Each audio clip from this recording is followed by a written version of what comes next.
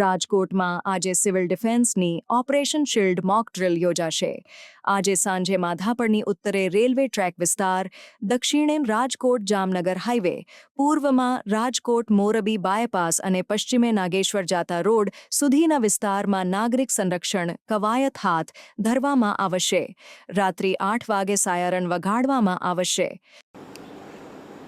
Operation સિંદૂરની ભવ્ય સફળતા પછી ભારત સરકાર દ્વારા ઓપરેશન શિલ્ડ તરીકે એક ખાસ ઝુંબેશના આદેશ આપવામાં આવ્યા છે, જે અંતર્ગત મોકડ્રીલ કાલે 31મી તારીખે સાંજે 8 વાગે માધાપર ગામે રાજકોટ ખાતે યોજાશે.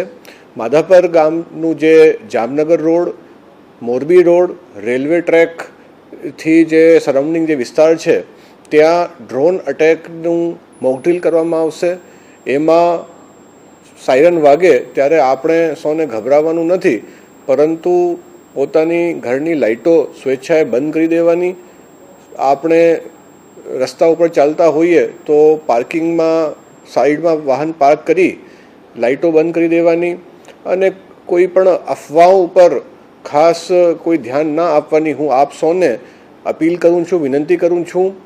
કાલે એકવાર ફરી બતાવું છું કે 8 થી 8:15 વાગ્યેની વચ્ચે રાત્રે મોકડ્રીલ યોજાશે, જેમાં માધાપર ગામના અને આજુબાજુના જે વિસ્તાર છે એ એરિયા કવર કરશે, જેમાં આપ સૌ બ્લેકઆઉટમાં પોતાના ઘરની લાઇટો અને બીજા વીજ ઉપકરણ બંધ કરી અમને સૌને સહકાર આપશો એવી મારી નમ્ર પ્રાર્થના છે. અસ્તુ.